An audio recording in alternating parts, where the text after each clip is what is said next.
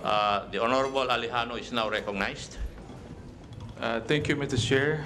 Good afternoon to my colleagues and to our resource persons. Magandang hapon po, sir. I just have some questions since we are limited to only 3 questions. I think I have to choose important questions, Mr. Chair. First, I would like to state that this representation supports the war on drugs because we understand that it's really a problem, a main issue in our country. But of course, in the performance of the PNP in operationalizing the Oplan Tokhang, there are issues that need to be clarified. Of course, very controversial po yan. Ang una kong itanong po, dahil may conflicting data po tayo, palaging sinasabi po ng Presidente ay 4 million ang drug addict sa Pilipinas. According naman sa PDEA, may ibang records po tayo, may ibang data po tayo. Gusto ko lang maklarify, ano ba talaga ang existing data na ginagamit ng Philippine National Police in its operations? Kasi of course, the data would be very helpful in targeting objectives in your operations. So gusto ko lang malaman po kung ilan po ito, ilan yung heavy users that need rehabilitation, at ilan naman ho yung mga occasional users.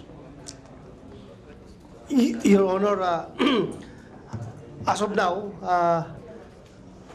we don't have the data on the classification of the surrenderers that we have as far as heavy users and occasional users. But I would like to answer your question, Your Honor, by saying that the data that we are using as our operational data is the 1.8 million, Your Honor. The 4 million that the President said is, according to him, is a DDB data na noon ay 1.8 noong, ano year yun mo? 2013. 2010 data, Your Honor. Then he said that exponentially it has grown up to around 4 billion. Maybe he asked the advice from some statisticians paano yung exponential growth nito. But for the PNP, we limit ourselves to the 1.8, Your Honor, to make our target easy. Because it's very difficult to target 4 million, Your Honor. Thank you, General De La Rosa, sir. It's very important kasi when we say na 4 million po, it creates some sort of an emergency or urgency on our part na ganito na pala karami.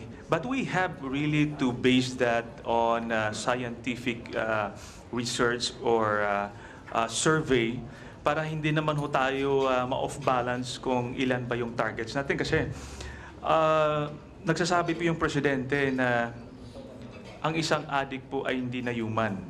No? They don't have humanity.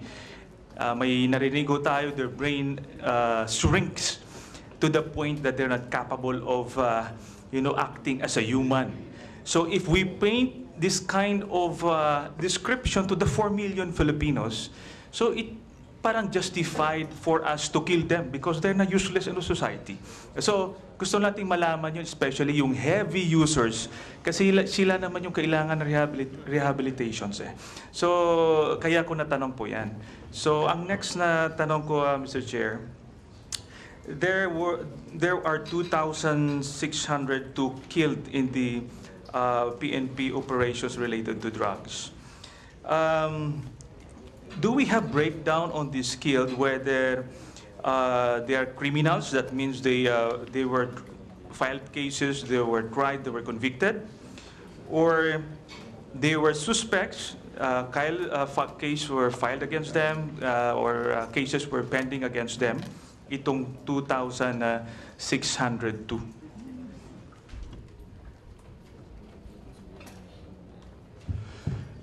Yes, Mr. Chair. We still are actually looking into it because at 2,600 there are a lot of search warrants also done. We have a search warrants implemented. We have bypassed operations on high-value targets that we did. So we will be looking on there's still a process on their personality so that we would be able to know if they really have warrants of arrest, sir. We will do that, sir. Thank you, sir. I think Gary? it should, Before the Honorable Alejano would continue, the Chair would acknowledge the presence of the Honorable Edgar Mary Sarmiento of the 1st District, Samar, and the Honorable Gus Tambunting of the 2nd District, Parañaque City. Gary, go ahead. thank you, sir. I think it's important, sir, because para maiwasan ho natin na sinasabing wala namang kaso ito, hindi naman ito suspect na mamatay ho sila. So that we can show to the people that indeed they were criminals, indeed they were filed cases against them, so that maliwanag po sa atin. Now, in relation to that, sinasabi ko kasing nanlaban ang itong mga suspects na ito o criminals na tinatawag natin. Of course, you rendered spot reports on these operations. Tama po ba, sir? So, can we request for those spot reports? Yes, sir. I think it was also requested at the Senate. So, can we request also here in the committee? Yes, sir. And in those 2,600 killed, meron hong weapons so silang ginamit. Kasi nang laban ho nga sila eh. So definitely meron silang dangerous weapon na gagamitin o ginagamit in order to threaten the police officers. So meron ho ba tayong inventory, sir, ng mga baril nila na ginamit? Gusto ko malaman ho kung they were properly labeled at kung they were deposited in a certain place, and given the chance, can the members of Congress inspect them? Your Honor, if you want to inspect lahat ng mga recoveries yan, lahat po ito ay properly documented, properly labeled, but they are not centralized, Your Honor, centrally stored, Your Honor, because by region po yung mga SOCO teams natin, Your Honor, nandun sa mga regions. But rest assured, Your Honor, lahat ito ay recorded, documented, and properly kept yung ating mga evidences, Your Honor. Nandun yan lahat. And it is covered with the SOCO report, Your Honor. Thank you. Mr. Chairman, one more question. I understand we only have 3 questions. One more question. I just would like to get a categorical answer from the Philippine National Police, sir, on 2 issues. One, especially on the issue of death under investigation or AGK na tinatawag ko natin. Gusto ko lang makuha yung categorical answer nyo po that the PNP is not in a way involved in those killings. And then secondly, wala ho in any way miyembro po ng PNP or ang kanilang asset binayaran sa kada tumba ng drug addict. We want to get a categorical answer from you, sir, so that it will be put in the record. For the first question, Your Honor, wala po. Second question, Your Honor, sinasabi mo na may binabayaran ba yung PNP na tao niya or asset ng PNP na binabayaran para magtumba ng kalaban. As far as my leadership is concerned, Your Honor, wala po. Ang sagot po, hindi po involved ang PNP po.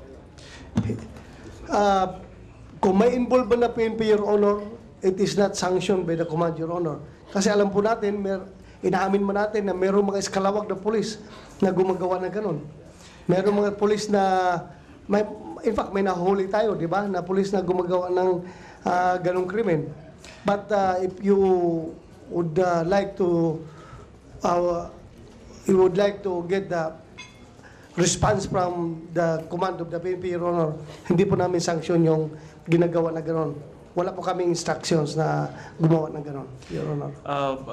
Mr. Chair, General De La Rosa, sir, dito po sa death under investigation, I think it's more than 4,000 already. Na meron ba tayong case build up dito sa mga death under investigation? May nakasuhan na ba tayo? May nahuli ho tayo? Kasi marami ho ito eh. Your Honor, it's just very unfortunate that my Director for Investigation and Detective Management, Police Director Marquez is not around, Your Honor. He has the data, Your Honor, and meron na po tayong mga breakthroughs.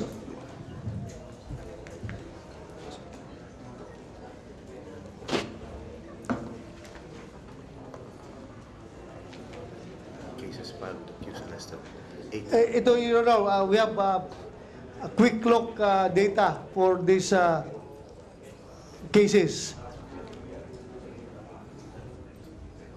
The total number of murder cases is yung tinatawag mo, Your Honor, na EJK or DUI is 5,844.